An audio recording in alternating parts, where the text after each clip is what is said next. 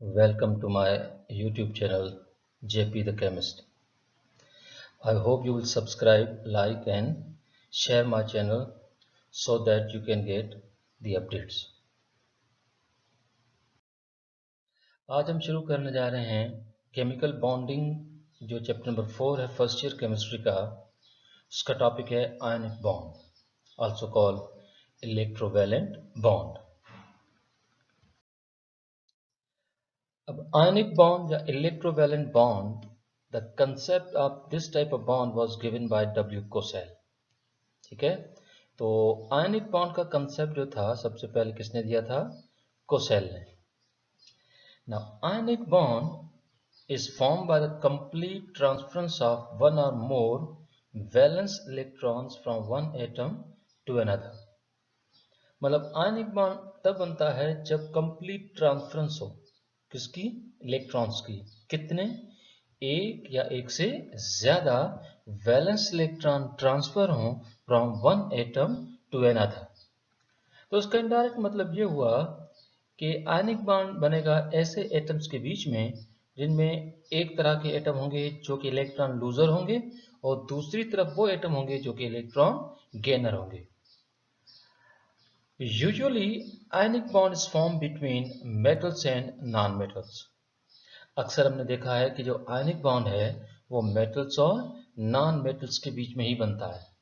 कुछ exceptional example हैं जिनमें नॉन मेटल्स जो होते हैं वो भी आयनिक बॉन्ड बनाने में इन्वॉल्व होते हैं, लेकिन 99.99% केसेस में जब भी आयनिक बॉन्ड बनता है तो वो बनता है किसके बीच में? मेटल्स और नॉन मेटल्स। तो शुरू करते हैं कि आयनिक बॉन्ड मेटल्स और नॉन मेटल्स के बीच में क्यों बनता है।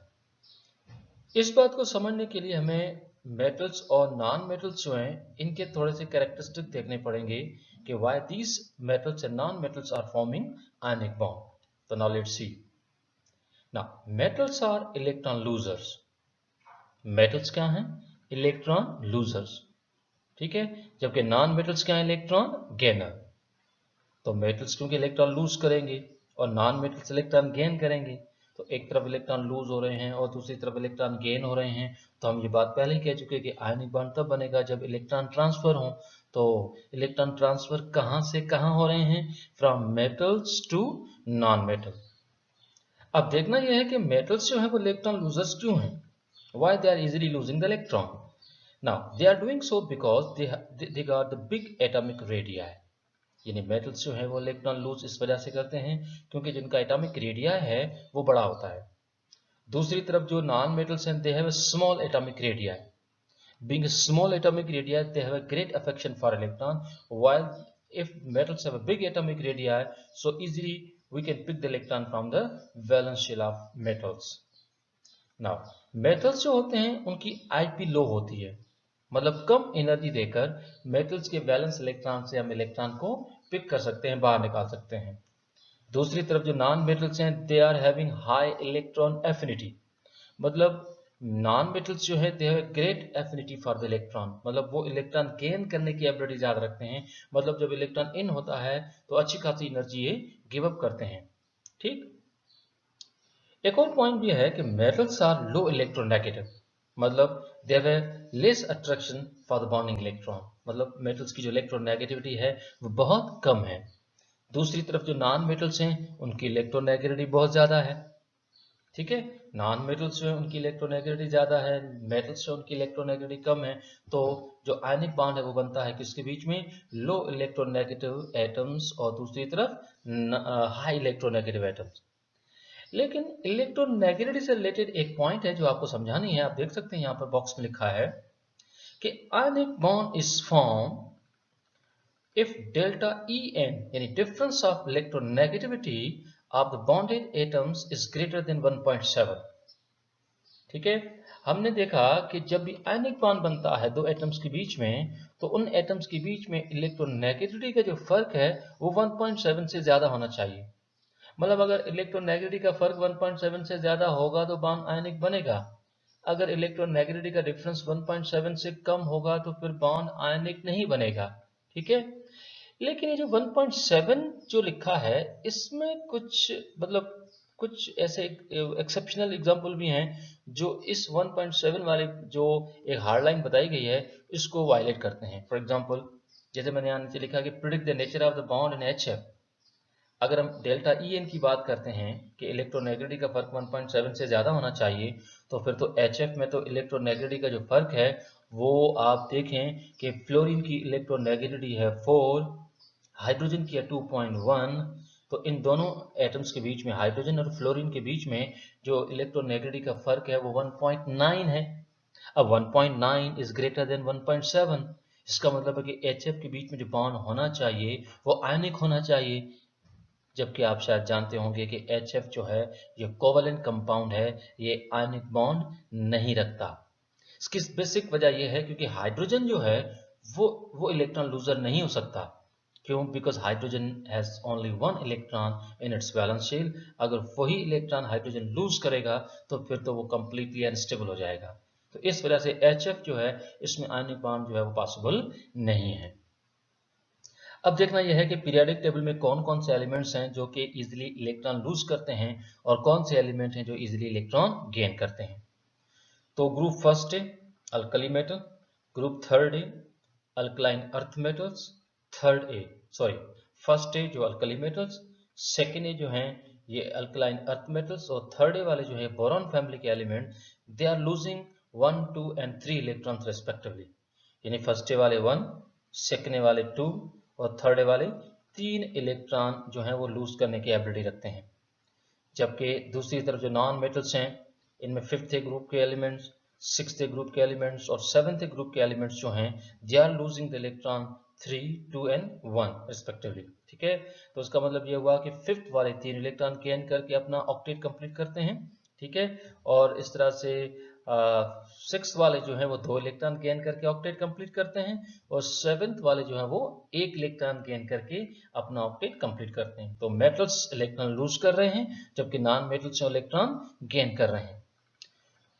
तो यह प्रिडिक्ट करना थोड़ा सा आसान हो जाएगा कि जब फर्स्ट, सेकेंड और थर्ड ग्रुप के एलिमेंट्स जब फिफ्थ, सिक्स्थ और सेवेंथ ग्रुप के एलिमेंट के साथ मिला करेंगे तो मोस्ट प्रोबेबली जो उन एलिमेंट्स के बीच में जो बॉन्ड बनेगा वो बॉन्ड कौन सा होगा?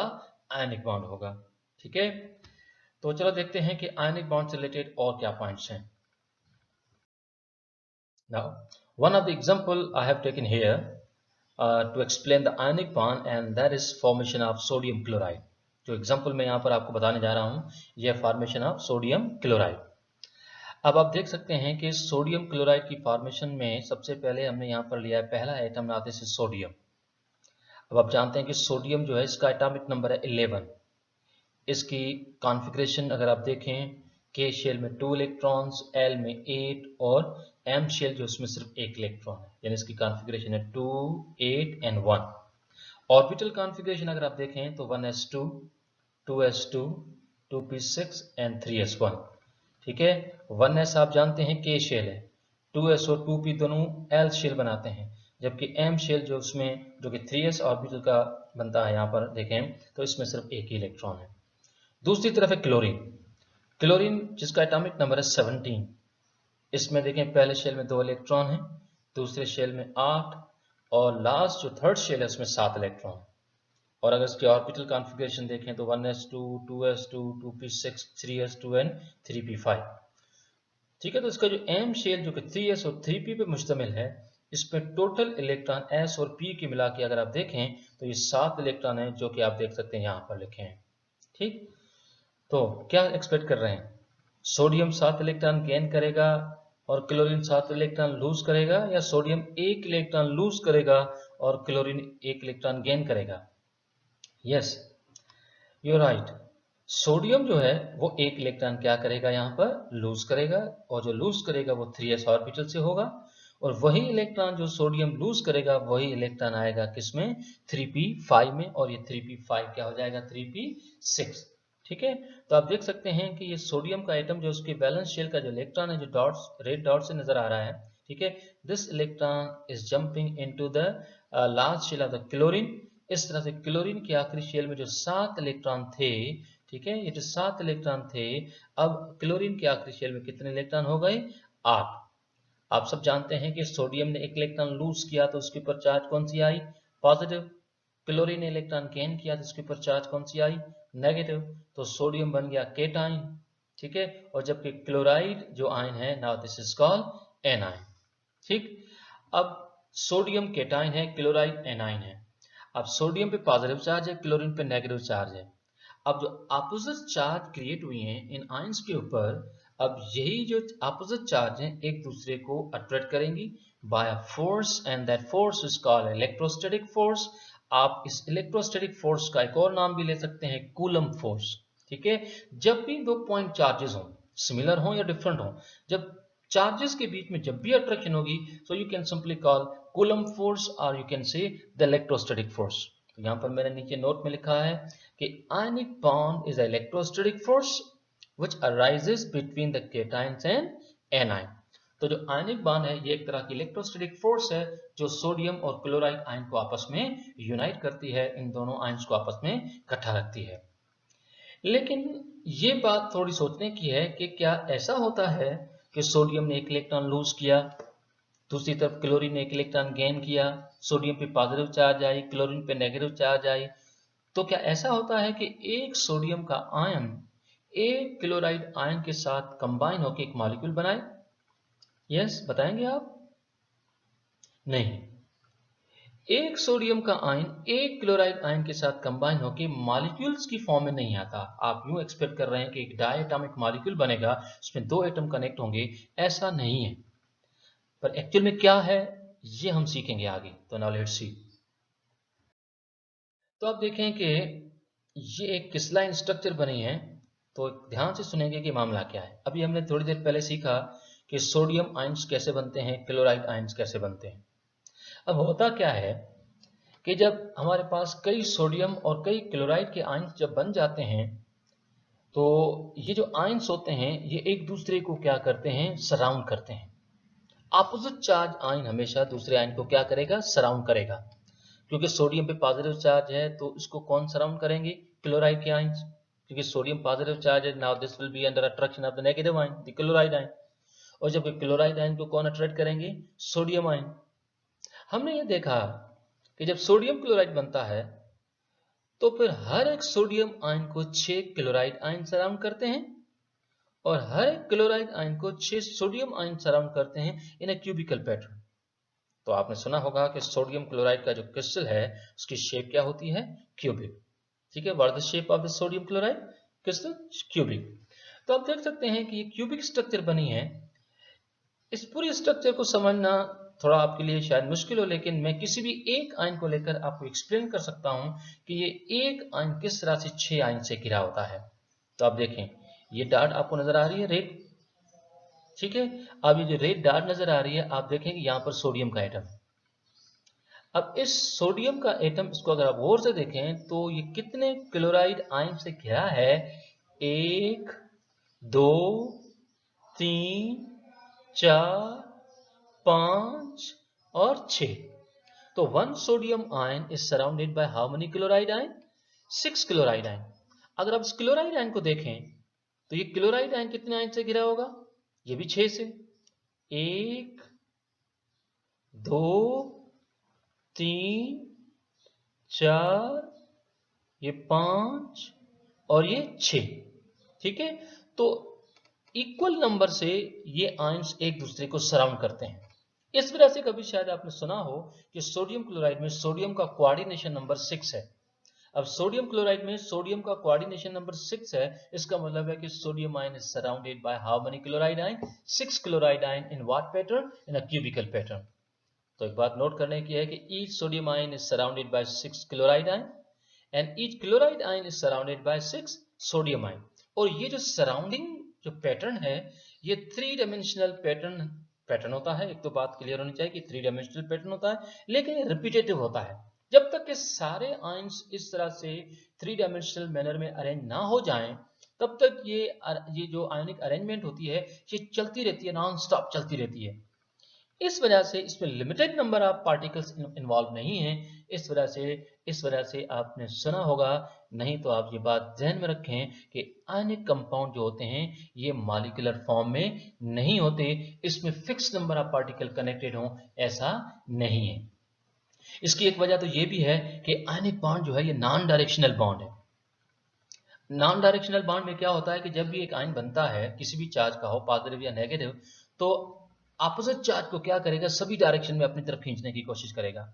तो हम ये नहीं कह सकते कि सोडियम का जो बॉन्ड है ये सपोज सिर्फ इस क्लोरीन के साथ है, या सोडियम का बॉन्ड इस क्लोरीन के साथ है, या सोडियम का बॉन्ड इस क्लोरीन के साथ है। नहीं, ये अट्रैक्शन सभी आयन्स के बीच में है। तो हम कह सकते हैं कि जो आयनिक बॉन्ड की जो नेचर है वो नॉन डायरेक्शनल है, किसी दो पर्टिकुलर आयन्स के बीच में अट्रैक्शन नहीं होती। ये सभी आयन्स एक दूसरे को सभी डायरेक्शन में क्या कर रहे होते हैं, एक दूसरे को अट्रैक्ट कर रहे होते हैं।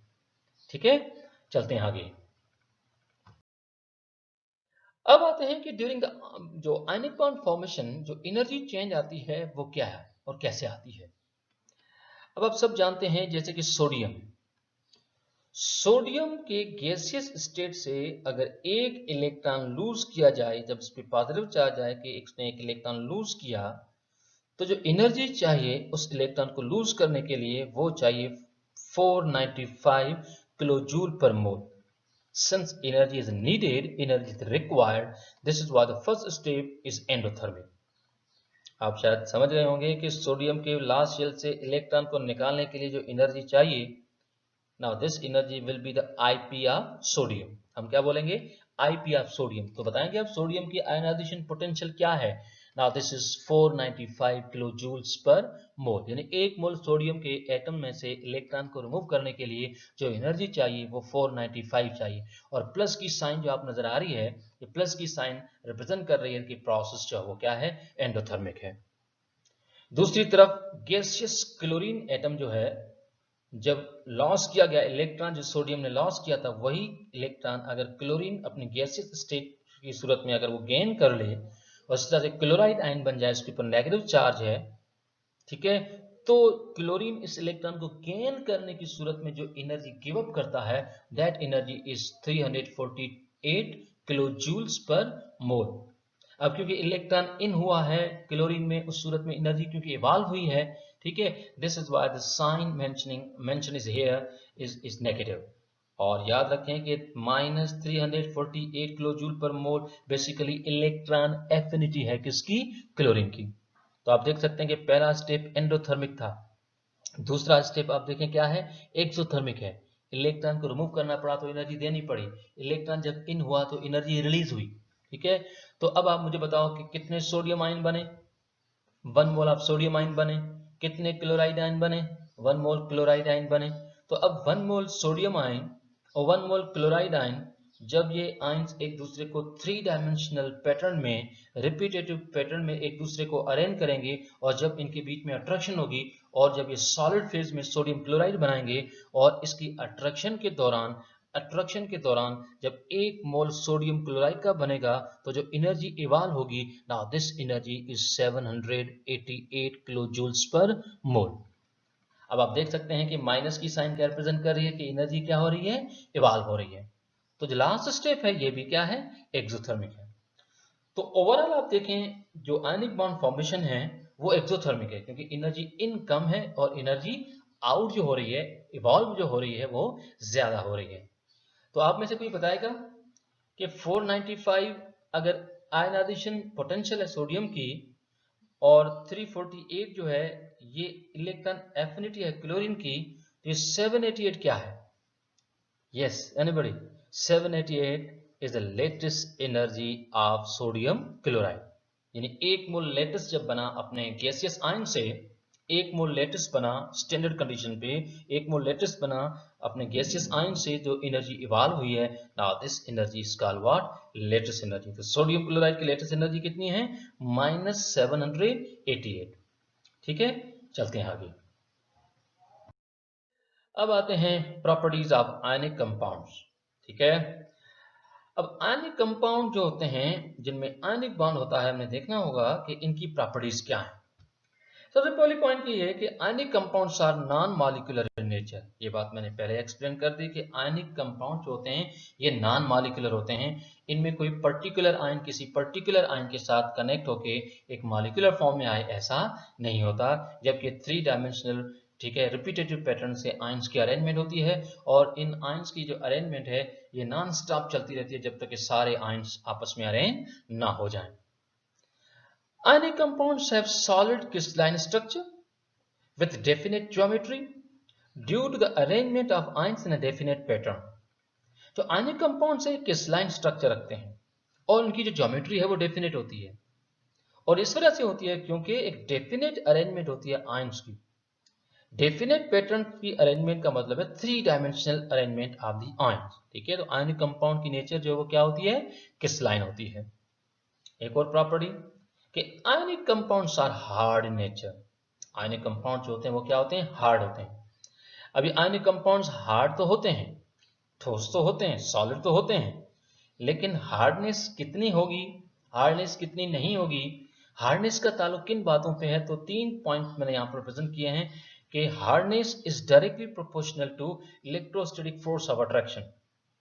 यानी जितना आयंस के बीच में अट्रैक्टिव फोर्स ज्यादा होगी उतना इन जो आयनिक कंपाउंड है इनकी हार्डनेस जो होगी वो क्या होगी, वो ज्यादा होगी। लेकिन इलेक्ट्रोस्टैटिक फोर्स जो है, ठीक है, ये डिपेंड करती है किस पे, चार्ज ऑन द आयन। तो hardness is directly proportional to charge on the ions as well. यानी जितना आयंस के ऊपर चार्ज ज्यादा होगी उतना हार्डनेस क्या होगी, ज्यादा होगी। सपोज एक मैं आपसे एग्जांपल पूछूं, बताओ एक तरफ सोडियम क्लोराइड है और एक तरफ मैग्नीशियम ऑक्साइड है, तो what you expecting, which one will be the more hard than the other? Yes, sodium chloride or magnesium oxide? Yes, magnesium oxide is the right answer. Now why? Because in sodium chloride sodium ion is monopositive, chloride ion is mononegative। लेकिन magnesium oxide को अगर देखें तो magnesium डाइपॉजिटिव ion है, oxygen डाइनेगेटिव ion है। तो जितने magnitude charges के ज्यादा होंगे तो उनके बीच की अट्रैक्शन क्या होगी, ज्यादा होगी। अट्रैक्शन ज्यादा होगी तो फिर उन कंपाउंड की जो हार्डनेस है वो भी क्या होगी, वो भी ज्यादा होगी। एक और फैक्टर है कि hardness is inversely proportional to ionic radius.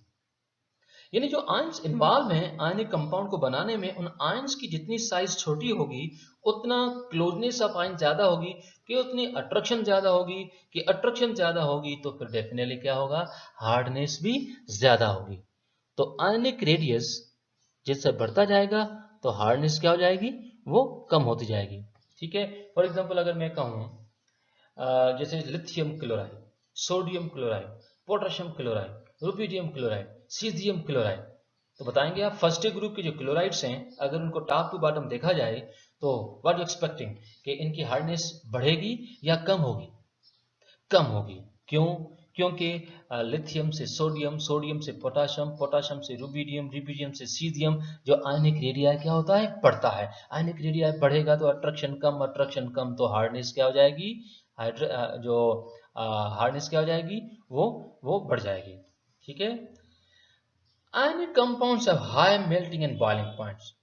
यानी इन आयनिक कंपाउंड की जो मेल्टिंग पॉइंट्स हैं और जो बॉइलिंग पॉइंट्स हैं वो बहुत ज्यादा हाई होती हैं। और ये क्यों होती हैं? Due to the strong electrostatic force of attraction between the ions. और इस वजह से होती हैं क्योंकि इन आयंस के बीच में जो फोर्स है उसकी नेचर इलेक्ट्रोस्टैटिक है, और इलेक्ट्रोस्टैटिक फोर्स जो स्ट्रॉन्गेस्ट फोर्स होती है सभी फोर्सेस में से, जो कि एटम्स को या मॉलिक्यूल्स को आपस में कनेक्ट करती हैं, ठीक है। और क्योंकि मेल्टिंग पॉइंट और बॉइलिंग पॉइंट इनकी वैसे ही हाई है तो इनडायरेक्टली आप कह सकते हैं कि ionic compounds are non volatile as well. तो आयनिक कंपाउंड्स होते हैं वो वोलेटाइल नेचर के नहीं होते। अब आयनिक कंपाउंड्स जो आइसोमॉर्फिज्म, आपने सेकंड चैप्टर में पढ़ा होगा आइसोमॉर्फिज्म, यानी different compounds having the same crystalline shape. तो मुख्तलिफ जो आयनिक कंपाउंड्स होते हैं वो कभी कभार एक कॉमन क्रिस्टलाइन शेप में भी पाए जाते हैं। तो आइसोमॉर्फिज्म इज प्रेजेंट या isomorphism is existing in the ionic compounds, ठीक है। आगे बढ़ते हैं। Ionic compounds are electric conductors in molten state और इन द aqueous सॉल्यूशन।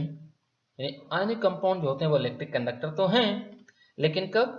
जब वो मोल्टन स्टेट में हो यानी पिघली हुई हालत में हो, और इन द aqueous सॉल्यूशन, या तो फिर इनकी aqueous सॉल्यूशंस हो, यानी हमने आयनिक कंपाउंड को क्या किया हो, पानी में डिसॉल्व किया हो, due to the presence of the free ions. अब ये मोल्टन स्टेट में या aqueous सॉल्यूशन की फॉर्म में इलेक्ट्रिसिटी कंडक्ट क्यों करते हैं, क्योंकि जैसे ही इनको मेल्ट करते हैं, जैसे इनकी aqueous सॉल्यूशंस बनाते हैं, तो जो आयंस होते हैं वो फ्री हो जाते हैं। जब आयंस फ्री होंगे, मोबाइल होंगे, तो ऐसी सूरत में कंडक्शन इजी हो जाएगी, ठीक है।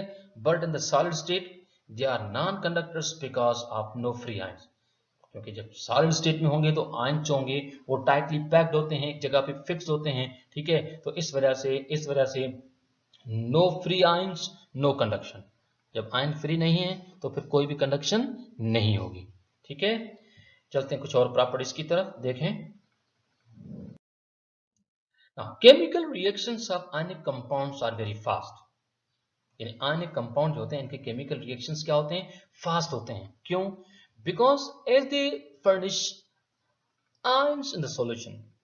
आयनिक कंपाउंड जो होते हैं वो सॉल्यूशन फॉर्म में जब रिएक्ट करते हैं तो रिएक्शन बहुत ज़्यादा फास्ट होते हैं। इसकी वजह यह है क्योंकि सॉल्यूशन फॉर्म में ये क्या करते हैं कि जब भी हमने किसी आयनिक कंपाउंड की सॉल्यूशन बनाई तो आयंस जो होते हैं वो डिसोसिएटेड फॉर्म में होते हैं। इस वजह से कि आयंस ऑलरेडी फ्री स्टेट में पड़े हैं, डिसोसिएटेड फॉर्म में पड़े हैं, that's why this ions are readily reacting in the solution form. तो आयनिक कंपाउंड जो होते हैं इनके रिएक्शंस जो होते हैं वो कोवलेंट कंपाउंड के मुकाबले में थोड़े से फास्ट होते हैं।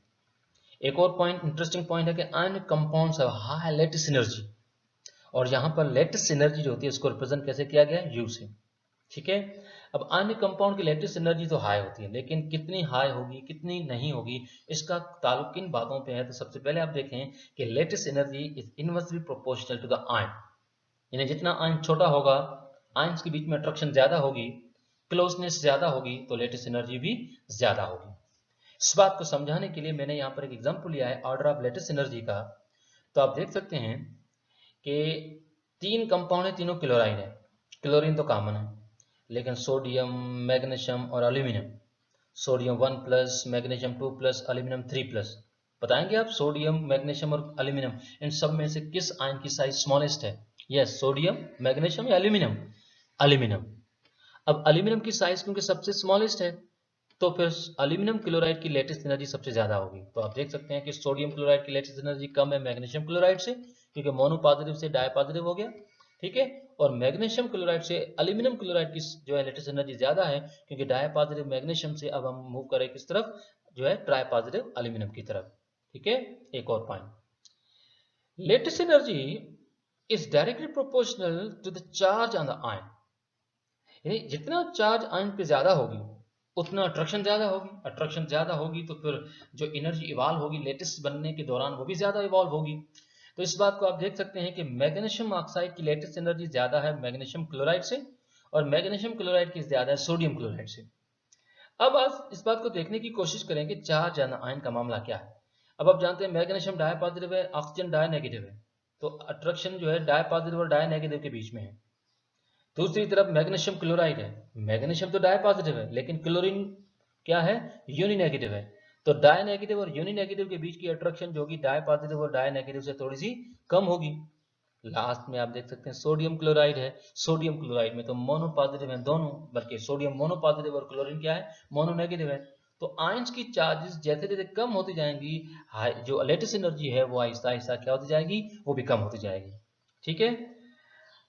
अब आयनिक कंपाउंड जो हैं they are soluble in polar solvents, ionic compound जो होते हैं ये पोलर सॉल्वेंट्स में सॉल्युबल होते हैं जैसे कि वाटर है, but insoluble in non polar solvent, पर ये नॉन पोलर सॉल्वेंट में सॉल्युबल नहीं होते।